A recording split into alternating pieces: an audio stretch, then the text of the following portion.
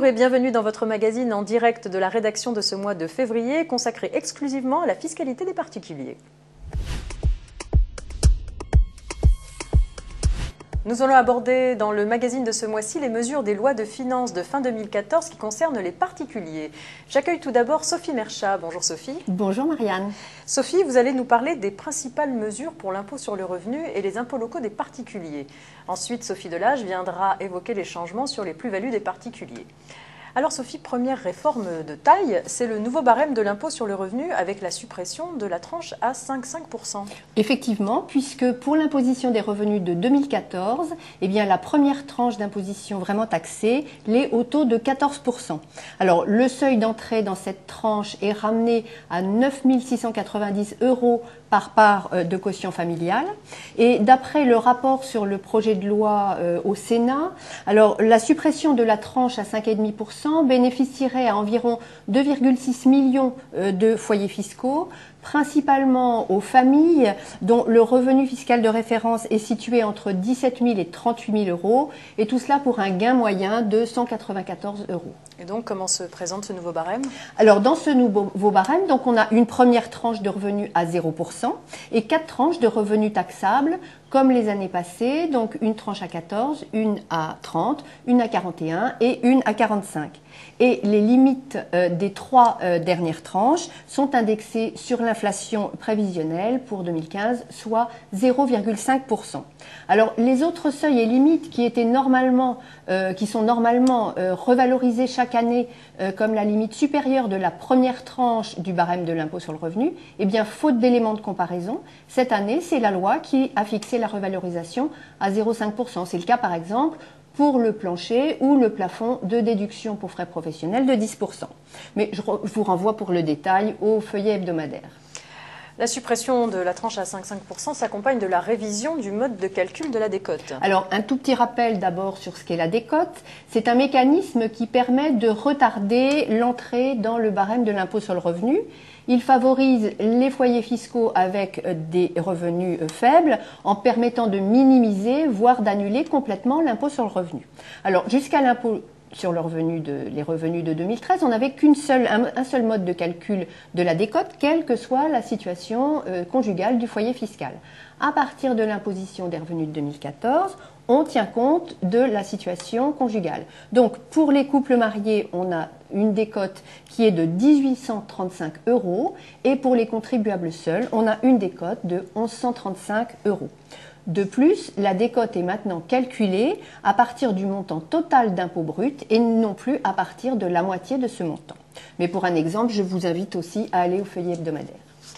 Il y a aussi du nouveau du côté des réductions d'impôts sur le revenu loi Madelin et l'ISF-PME.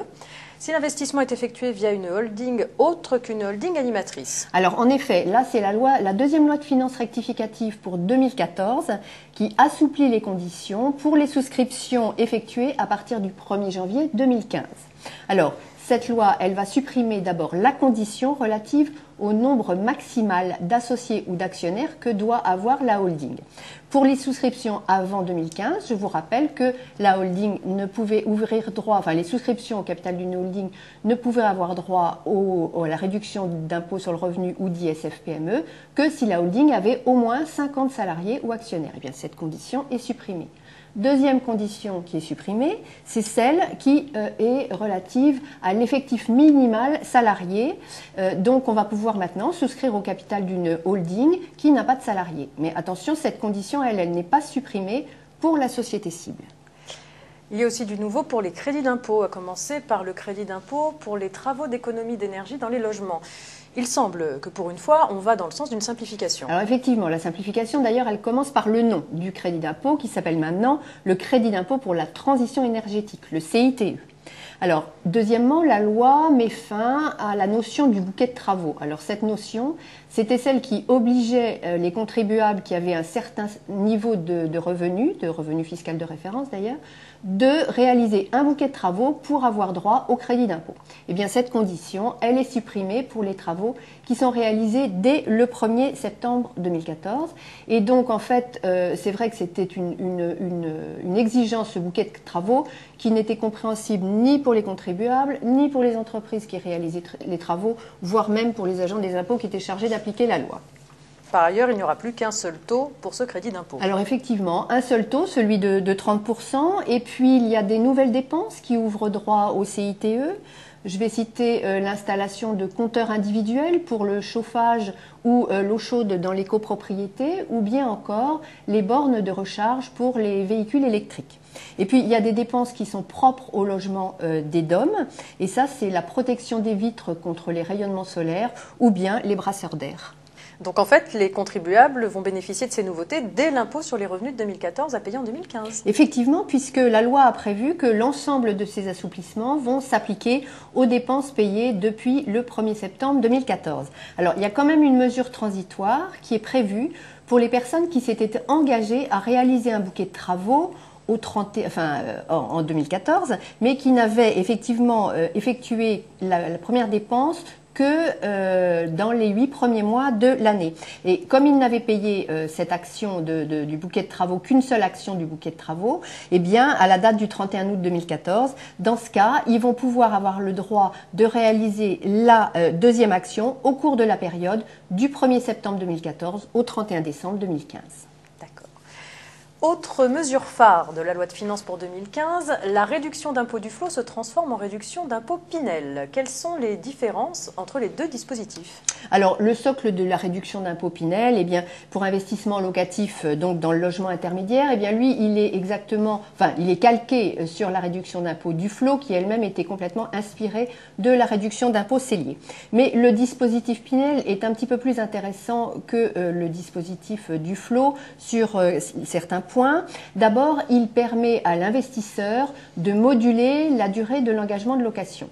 Alors, effectivement, pour les investissements réalisés depuis le 1er septembre 2014, le contribuable peut décider de prendre un engagement de location de 6 ans ou un engagement de location de 9 ans. Ce choix est irrévocable. Mais à l'issue de cette première période de 6 ou de 9 ans, eh bien, il va pouvoir choisir de proroger son avantage fiscal. Il va pouvoir le proroger de 2 fois 3 ans si l'engagement initial était de 6 ans et d'une seule fois 3 ans si l'engagement initial était de 9 ans. Et donc, plus la durée d'engagement de location est longue, plus la réduction d'impôt sera importante. Effectivement, puisque pour un engagement de location de 6 ans, eh bien, le taux de la réduction d'impôt en métropole est de 12%. Et en cas de prorogation, eh bien, l'avantage va être égal à 6% du prix de revient du logement pendant la première période triennale, puis 3% pendant la seconde période triennale. Si l'engagement de location initial était de 9 ans, eh bien, il va y avoir un taux de réduction d'impôt de 18%. Et puis, en cas de prorogation, eh bien, la réduction d'impôt sera égale à 3% du prix du logement pour les 3 ans.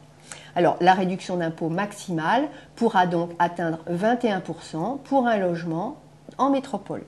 Pour l'outre-mer, les taux de 12 et 18% sont portés respectivement à 23 et 29%, avec les mêmes majorations en cas de prorogation. Et autre nouveauté, louer le logement à un enfant ou un parent est maintenant autorisé. Oui, mais alors attention parce que ça ne concerne que les investissements qui sont réalisés à partir du 1er janvier 2015.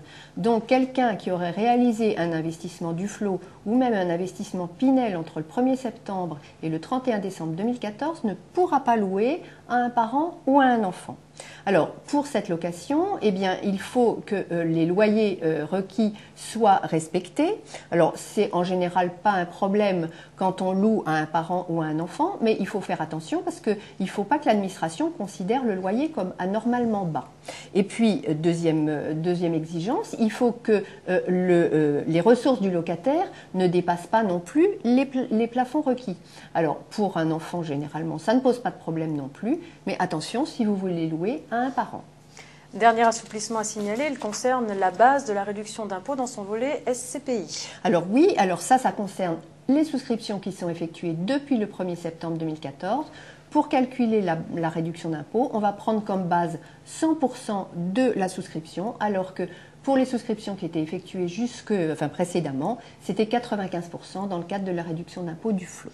Et avant d'aborder les impôts locaux, vous souhaitiez nous signaler quelques reconductions de réduction ou de crédit d'impôt? Oui, puisque en particulier le crédit d'impôt qui est accordé aux personnes qui font réaliser dans les logements des travaux, des dépenses d'équipement pour les personnes âgées ou handicapées, eh bien ce dispositif est prorogé pour 2015, 2016 et 2017. Il y a aussi le volet de cette réduction d'impôt pour les dépenses de diagnostic et les travaux qui sont réalisés dans le cadre de plans de prévention des risques technologiques. Et puis, est également prorogé pour 3 ans, donc jusqu'en 2017, les souscriptions au capital de Sofica. Pour les impôts locaux des particuliers, la surtaxe d'habitation sur les résidences secondaires a fait couler beaucoup d'encre. Mais elle est finalement très différente de ce qui avait été proposé par le projet de loi. Alors effectivement, d'abord, il s'agit d'une majoration de 20% de la taxe d'habitation pour la part qui revient à la commune. En deuxième lieu, cette majoration elle ne va s'appliquer que si la commune l'a décidé. Si la commune veut l'appliquer dès 2015, eh bien, il va falloir qu'elle prenne une délibération le 28 février 2015 au plus tard.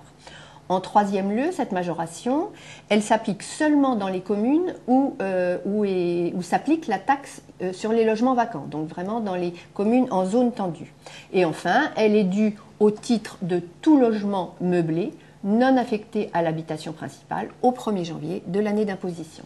La loi prévoit que le redevable pourra demander le dégrèvement de la taxe d'habitation majorée dans 3 cas. Lesquels?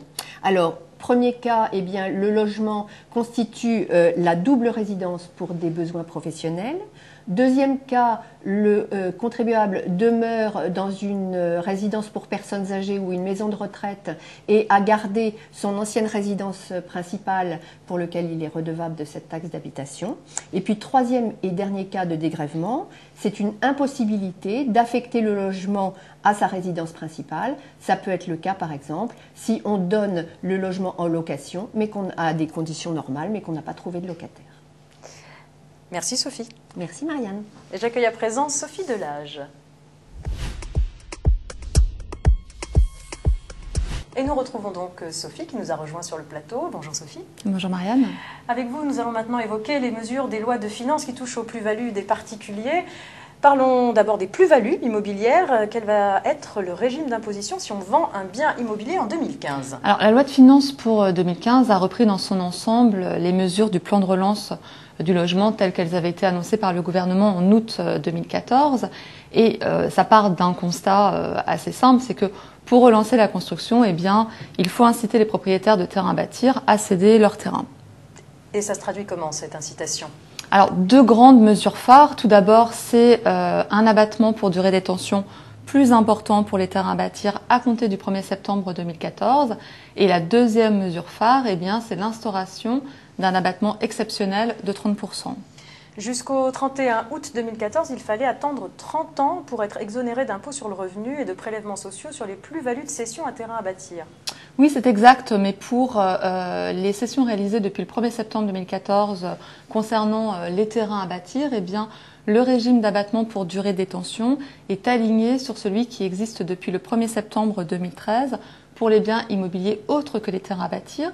Cet abattement est plus favorable puisqu'il conduit à une exonération d'impôt sur le revenu après 22 ans de détention et de prélèvements sociaux après 30 ans de détention. Et l'abattement exceptionnel de 30%, il s'applique quand? Avant ou après l'abattement pour durée de détention? Alors, l'abattement exceptionnel de 30% s'applique à la plus-value nette de cession.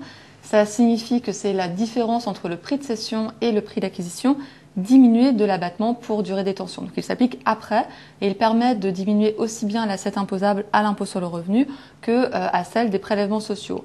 Toutefois, pour pouvoir en bénéficier de cet abattement exceptionnel de 30%, il y a 2 conditions. C'est d'abord que la cession doit être précédée d'une promesse de vente qui a acquis date certaine entre le 1er septembre 2014 et le 31 décembre 2015, et ensuite que la cession intervienne au plus tard le 31 décembre de la 2e année qui suit la promesse de vente.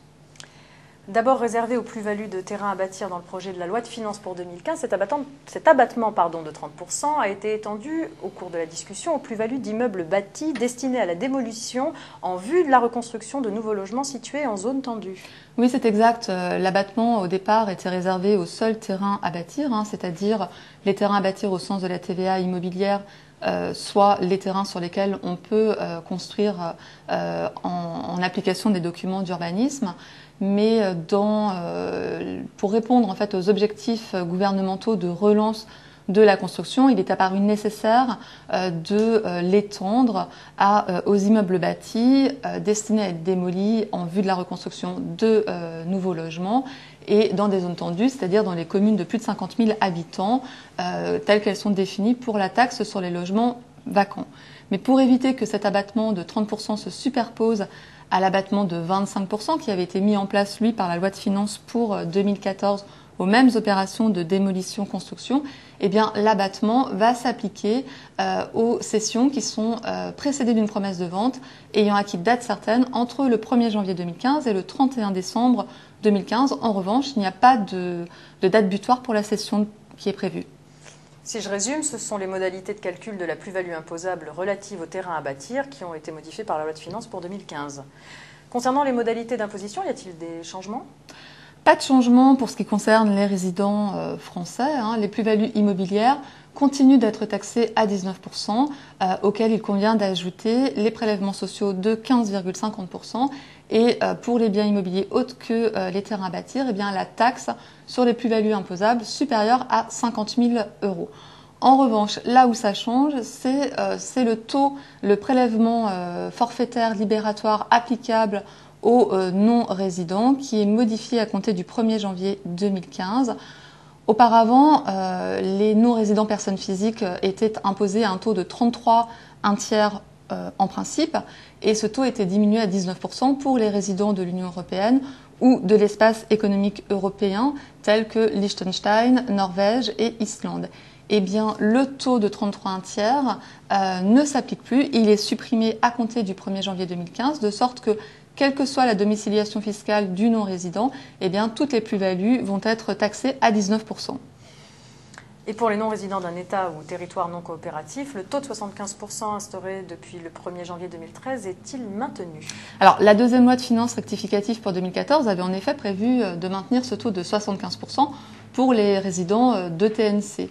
Mais le Conseil constitutionnel a déclaré cette mesure contraire à la Constitution comme faisant peser sur le contribuable une charge excessive au regard de sa capacité contributive. Puisqu'en effet, si on additionne le taux de 75% avec celui des prélèvements sociaux de 15,50%, eh bien, on arrive à un niveau d'imposition de 90,50%, ce qui est énorme. Du coup, à compter du 1er janvier 2015, ces plus-values réalisées par des résidents de TNC vont également être assujetties à un taux de 19%. Toutefois, le gouvernement a quand même indiqué dans un communiqué de presse qu'il reverrait ce niveau de taxation dans une loi de finances à venir. Est-ce que d'autres aménagements du régime d'imposition des plus-values immobilières ont été mis en place lors des lois de finances de fin d'année ? Alors pour finir, en ce qui concerne les plus-values immobilières, il y a 2 cas d'exonération qui ont été modifiés. Le premier, c'est l'exonération des cessions réalisées du 1er janvier 2014 au 31 décembre 2015 au profit des organismes en charge du logement social. Eh bien, cette exonération est étendue à compter donc du 1er septembre 2014 à tout acquéreur privé qui va s'engager à construire des logements sociaux. Et puis, deuxième cas d'exonération revu, c'est celle des cessions qui portent sur un droit de surélévation réalisé du 1er janvier 2012 au 31 décembre 2014. Eh bien, cette exonération est reconduite jusqu'au 31 décembre 2017. Passons maintenant aux plus-values sur valeurs mobilières et droits sociaux des particuliers. Après 2 réformes d'ampleur en 2013 et 2014, consistant notamment à soumettre ces plus-values au barème progressif de l'impôt sur le revenu après déduction d'un abattement pour durée de détention, quelles sont les nouveautés pour 2015, si nouveautés il y a ? Alors pour 2015, le régime d'imposition n'est pas modifié. Les plus-values mobilières des particuliers demeurent assujetties au barème progressif de l'impôt sur le revenu.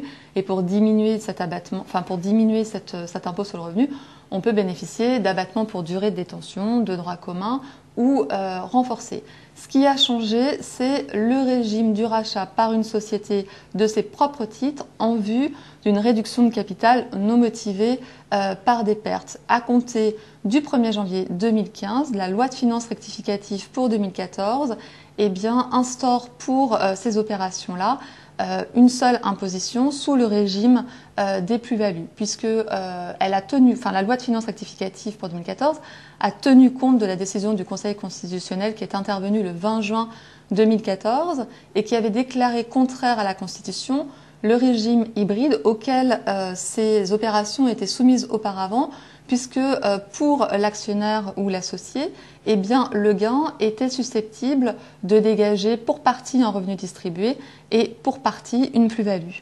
Et quelles sont les conséquences pour le particulier, tant de la décision du Conseil constitutionnel que de la loi de finances rectificative pour 2014? Alors, pour les rachats qui ont généré des gains en 2013 et en 2014, c'est uniquement le régime des plus-values sur titre qui va s'appliquer. Ça, c'est la décision du Conseil constitutionnel. Et puis, à compter du 1er janvier 2015, la loi de finances rectificative pour 2014 a généralisé le régime des plus-values sur titre pour ces opérations-là. Mais du coup, le gain va être égal à la différence entre le montant du remboursement et le prix d'acquisition ou la valeur de souscription. Et pour l'imposition des revenus de 2014, ces gains vont pouvoir bénéficier de l'abattement de droit commun ou renforcé. Pourtant, pour l'imposition des revenus de 2013, les gains nets retirés du rachat par une société de ses propres parts ou actions ne bénéficiaient pas des abattements pour durée de détention. Oui, c'est vrai, en effet, mais la loi de finances rectificative pour 2014 a procédé à la réécriture de l'article du Code général des impôts, le 150.0D, qui concerne l'abattement pour durée de détention en réintégrant certains gains qui en étaient exclus pour l'imposition des revenus de 2013, c'est-à-dire les gains qui sont visés à l'article 150.0A, grand 2 du Code général des impôts. Donc ça signifie que vont être réintégrés dans le bénéfice de l'abattement pour durée de détention à compter de l'imposition des revenus de 2014, les gains de rachat par une société de ses propres titres, comme on vient de l'indiquer, mais également les gains de cession de titres de SICOMI, les gains de rachat d'actions de SPICAV, les gains de cession dans le cadre de leur gestion par les fonds de placement immobilier ou les fonds communs de placement lorsqu'une personne physique possède plus de 10% des parts du fonds. Donc ces gains que je viens de citer bénéficient tous de l'abattement pour durée de détention de droit commun et les gains de rachat bénéficient également de l'abattement renforcé, mais pas des autres gains. En revanche, ce sont les seuls. Et puis, on notera que dans l'article 150.0 grand 2, qui est maintenant visé dans le champ d'application de l'abattement pour durée de détention, relève également de cet article les gains qui sont réalisés depuis l'ouverture d'un PEA ou d'un PEA-PME de moins de 5 ans. Toutefois, à notre sens, il nous semble que ces gains doivent être exclus du bénéfice de l'abattement pour durée de détention, puisque cet abattement a pour objectif de limiter la progressivité de l'impôt sur le revenu. Or, les gains retirés donc des PEA et des PEA-PME de moins de 5 ans continuent d'être taxés à un taux forfaitaire de 22,50% ou 19%. Bien. Merci Sophie pour toutes ces précisions. Merci Marianne. C'est la fin de cette édition, merci de l'avoir suivi. Je vous rappelle que vous pouvez suivre toute l'actualité en direct sur Twitter, LinkedIn et Google+. Je vous donne rendez-vous le mois prochain.